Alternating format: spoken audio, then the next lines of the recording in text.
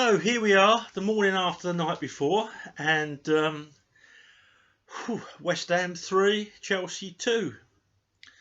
I always leave it till the next morning to give my thoughts on a game so I can really reflect sensibly. I was on Twitter briefly last night after the game, but I just came off because the level of lunacy was too much for my brain to take, particularly just after we'd got beat. There's so many knee-jerk reactions in that social media site. It's unbelievable. I don't even think some of them. I don't think some of them have ever watched a football match properly.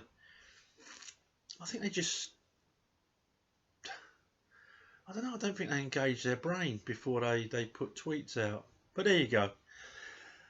One thing I will say is, all night I've pondered on why for their first goal, genuine goal, not the offside one, which I thought was correctly stricken off because it did restrict Kepa's view. I don't care what anyone says. In my opinion, it restricted his view, and it had to be crossed off. I said that. I didn't even get panicky. I just said he's offside, and that's restricted his view. That's going to be chalked off. I actually went and made a cup of tea while they were deciding. I actually got back before the decision come through, so right result. Yeah, one thing I can't get out of my head, and I just don't understand it from a professional footballer. You know, having been coached since a little kid and having coached myself and gone and got me badges, I've never seen anything like I saw from Rudiger last night. He had the opportunity to just toe punt that out for a throw. This is what led to the corner that led to West Ham's first goal. He had the opportunity to clear it out for a throw, and he kicked it out for a corner. Now, if I had a 10-year-old who did that, I would bring him to one side at half time and say, why did you do that? You know, it's always better to give away a throw in than a corner, particularly when you've got a bunch at the back there for West Ham who come forward for corners who are twice the size of our lot. Why would you do that? And I bet the 10-year-old would say, oh, I don't know, I didn't think. And he's a 10-year-old, so I'd say, well, fair enough. Try and remember next time, will you? But he's a 10-year-old. Rudiger is an international, professional footballer. Now, I don't like taking Chelsea players to task. I don't like being negative. But why? I'd love to speak to Rudiger and ask him why. And I certainly hope Frank Lampard and Jody Morris have. I'm sure they have. I'm sure Aspie took him to one side and said, you all right, mate, or are you having some sort of breakdown? There was no reason for it. And then on their second goal, and this is going to sound horrible, but we're talking professional football. Was it Lomachenko? He had to run best part of 40 yards. There's no one else around. Because Alonso, I think he's got a reverse gear. I think Alonso has got a reverse gear. He's not the fastest going forward, even though he creates a lot. But coming back, he's got to be the slowest. I was thinking, watching that last night, come on, Rudy, come towards him and have him over. Now, he would have been sent off. I realise that. He would have been sent off because his fellow defenders couldn't get back in time, or didn't. They could have got back in time. They couldn't be bothered to get back in time. He was the last man. He would have been sent off. But do you know what? Sometimes you have to take one for the team. And I was disappointed he didn't have him over. And if he decided not to have him over, I was disappointed he didn't show him to the outside, because he always cuts Whenever I've watched that guy, he's a Ukrainian guy, I think. Whenever I've watched him for West Ham, he always cuts inside. I knew what he was going to do. I knew what he was going to do. And so you've got two options there. Make it impossible to go inside you. Show him the outside. That means he's got to work harder, and it's not his preferred sort of way of getting a shot off. Or bring him over. Can you imagine? Well, you can't. Most of you won't be able to imagine Ron Harris 1-on-1. They would have been pulling that West Ham forward out of the seats now. Ron Harris would have JT would have took one for the team. Sometimes you have to. It would have given him a free kick. I'm talking about going 20 yards maybe forward. But I suppose in Rudiger's defence, he thought people would get back and they didn't. Now, the first goal where Rudiger had given away a needless corner when he knows that we struggle, particularly against big guys. What was Christensen doing? I would love to get Christensen and say, what were you doing? And I've seen a lot of people over the last couple of weeks, and fair play, particularly against City, Christensen played well. But one good game in every 4, which is where I've got Christensen, isn't good enough. Not for a team like Chelsea. Not if you're going to challenge. Now, I was surprised last night that Zuma wasn't in the side because he's a big, strong old lump who's good in the air. So I was a little bit shocked when I saw Christensen instead of... But this wasn't physique. This was Christensen actually turning off. This was Christensen... He wasn't even ball watching. I don't know what he was watching. Watching some geezer with a mask on in the third row of the East Stand, I think. Shocking. Rudiger and Christensen were pretty bad all night. And then on the corner that Rudiger shouldn't have given away, Arrizabalaga, what was he doing? If you go to get a cross and then you sort of half stagger back, you're off balance, you're in the wrong position to deal with anything. I know people must think, oh look, he's an old bloke, old fat bloke that reminisces too much about the past. But I'm telling you now that Peter Bonetti, who's about the same stamp as Arrizabalaga, about the same build, maybe a bit shorter, would have come and he would have caught that. He wouldn't have punched it. It was on the edge of the 6-yard box. And in the old days, anything around that 6-yard box must be the goalkeeper's. You punch it or you catch it. That was on the edge, the outer edge of the 6-yard box. And where was Arrizabalaga? I can't help it. I don't rate Kepa. I don't. 2 or 3 that watch these videos, I don't rate him. I don't rate him as a championship goalkeeper. He must have done something right in Spain. He must have produced something that I can't see, because we wouldn't have paid £75 million for him or whatever it was. But I just can't see it. I'm sorry, I just do not see it. I don't see how he instills confidence in the side. I've actually sat behind his goal, and I've sat behind Peter Cech's goal, and all you hear is instructions all the way through. I've sat behind Kepa's goal, and no. Courtois was quiet, but Kepa beats him. I don't know if it's a new thing with goalkeepers, but the goalkeeper is supposed to be the defender's extra eyes, and they've got to be talking. Because if you're running towards your goalkeeper and you've got people around your back, you need to know where he is, and where he is. Shocking.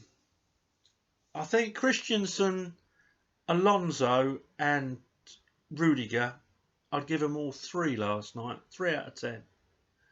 And one of those is for having their kit on and turning up on time.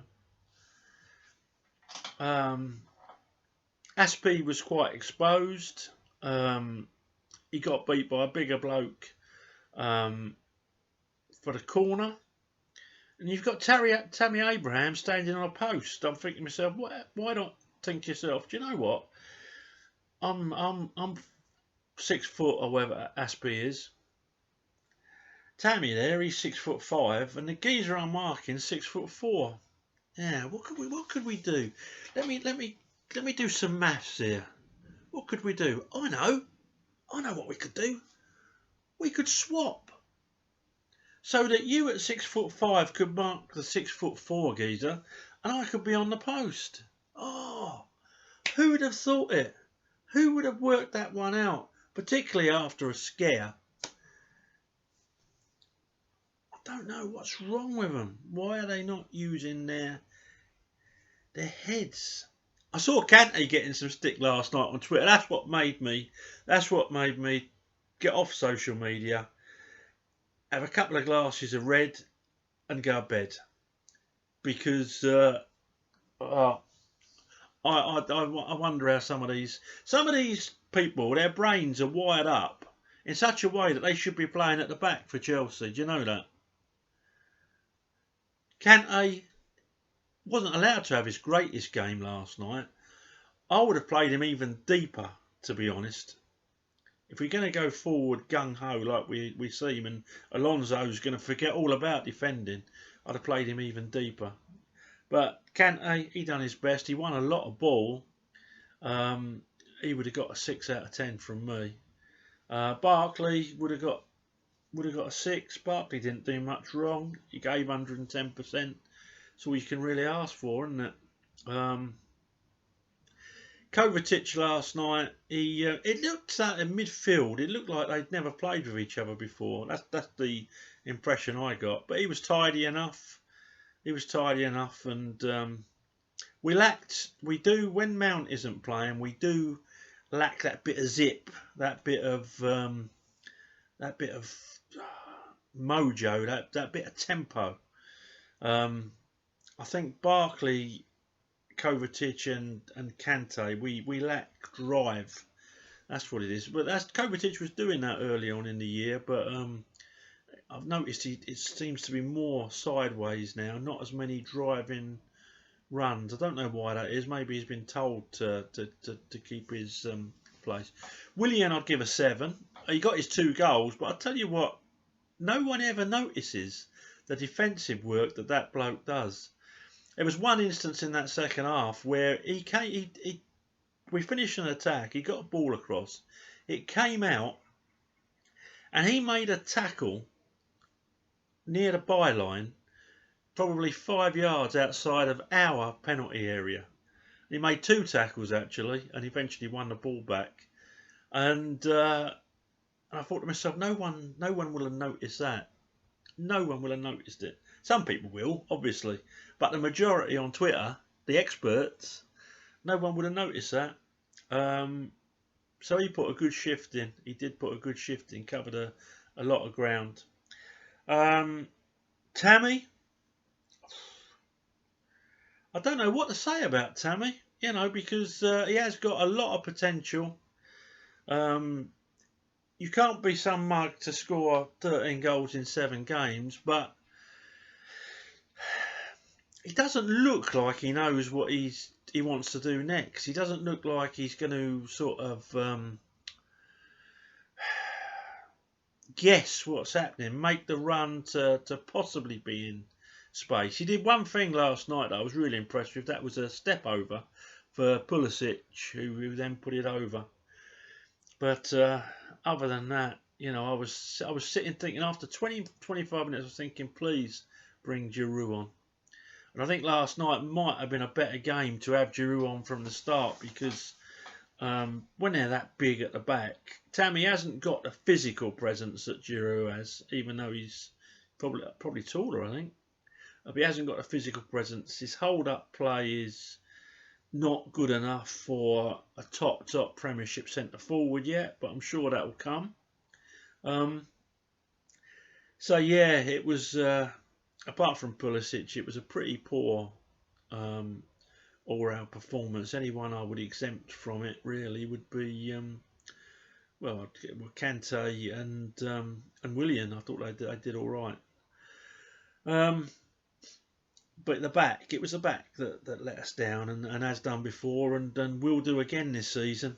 And next season, if we don't address it, everyone getting excited about Kai Havertz, but I want ideally a left back and two centre backs. I don't know what's happened with Tomori. You hear a lot of rumours about attitude and that sort of thing. Whether they're true or not, I don't know. Tomori looked as if he was going to be the real deal. He doesn't ball watch as such. Well, the last game he actually played, he got caught out a couple of times, but as a young lad learning his trade, I would have probably stuck with him. But there'll be a reason. I've heard a couple of rumours, and if they're true, I can see why Frank has sort of